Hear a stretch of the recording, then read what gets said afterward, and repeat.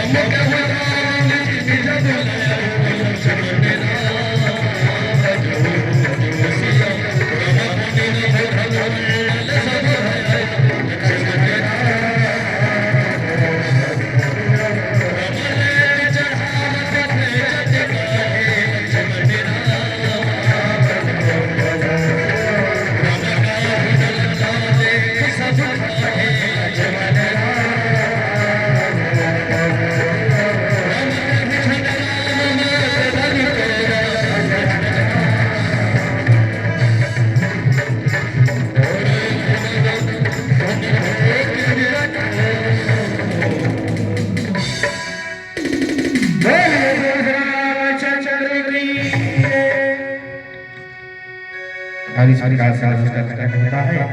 अब श्री जानकी जी अपने हाथों में वरमाला लेकर श्री रामचंद्र जी के गले में डालने के लिए आती हैं और इधर सखियां प्रभु श्री रामचंद्र जी से विनती करती हैं।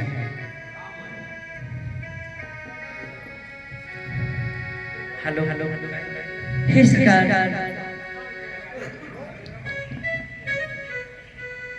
थोड़ा सा झुक जाइए ना ताकि हमारी किशोरी जी आपके गले में जयमाल डाल सके।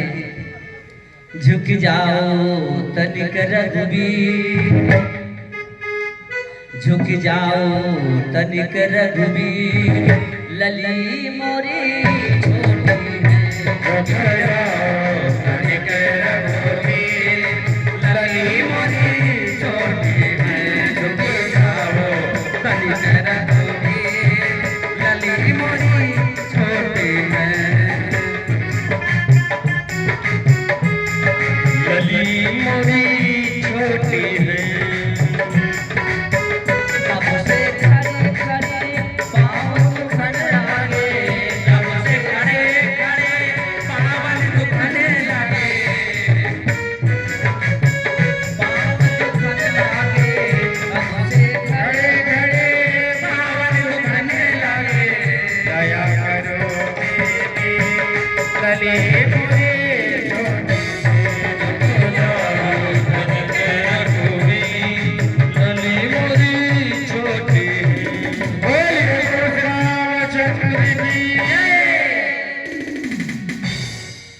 सखियां आते हैं और विनती करते हैं, झुक जाओ तनिक रघुबीर, लली मोरी छोटी सी। विशाल भैया थोड़ा सा बढ़ा दीजिए इसको।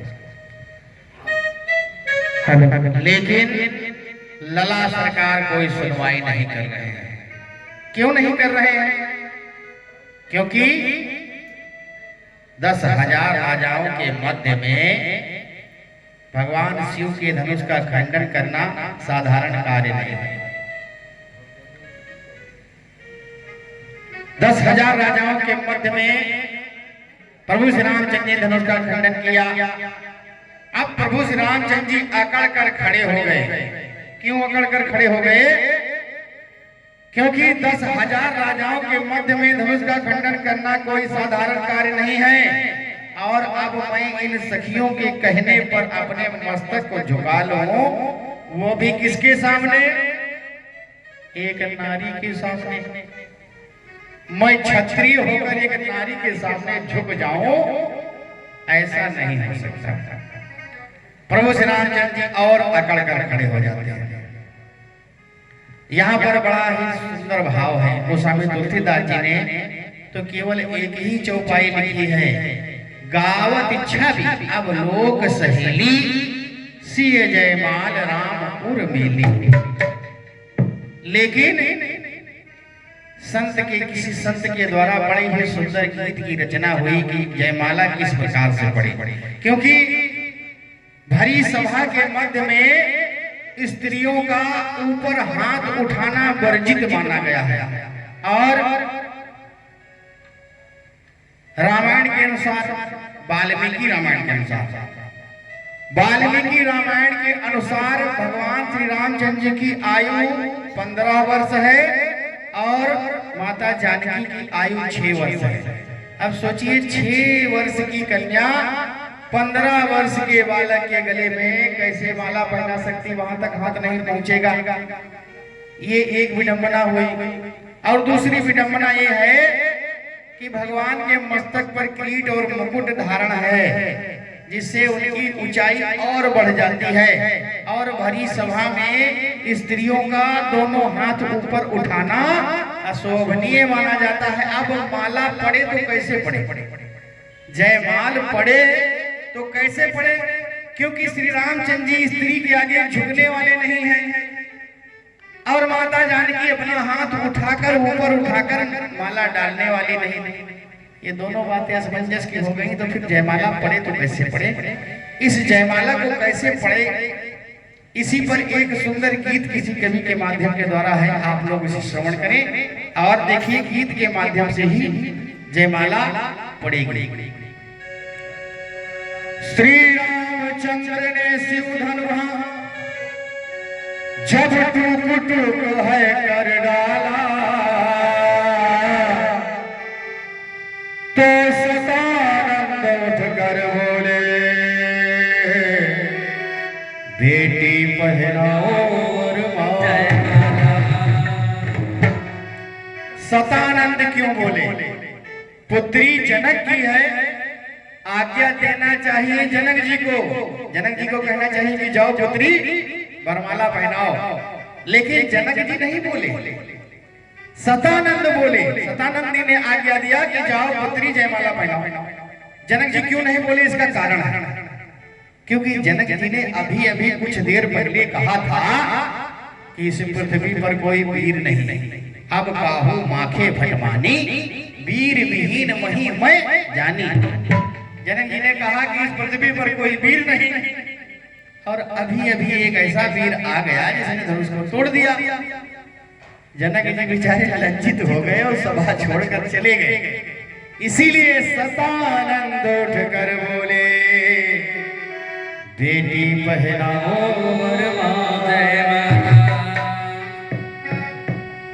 तो धनुष तोड़ा राम ने,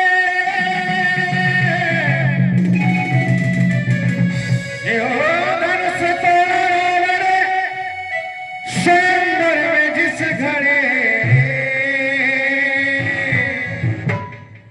सब स्तुति करने लगे दशरथ कुमार की।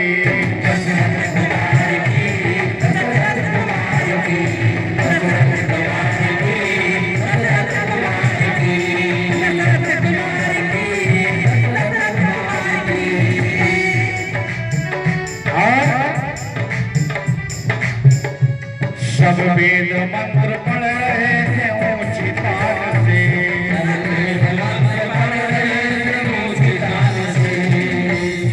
मंत्र कौन पढ़ रहा था? चारों वेद वहां पर उपस्थित थे, चारों वेद ब्राह्मण का रूप बनाकर वहां पर उपस्थित थे और वेद स्वयं मंत्र पढ़ रहे थे। सब वेद मंत्र पढ़ रहे थे ऊंची तान से,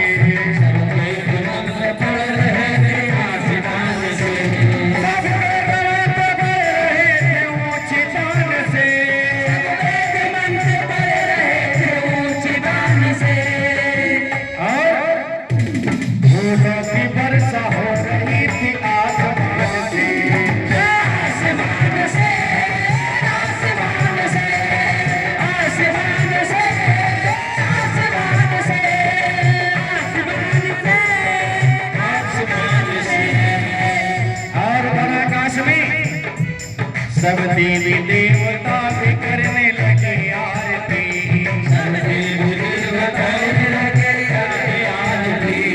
जय रामचंद्र आपकी जय जय हो जानकी।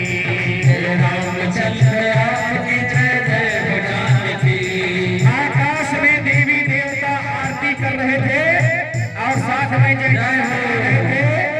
क्या जयकारा लगा रहे थे? बोलिए सियावर रामचंद्र की जय। सब देवी देवता करने लगे आरती, सब देवी देवता लगे आरती। जय रामचंद्र आपकी जय।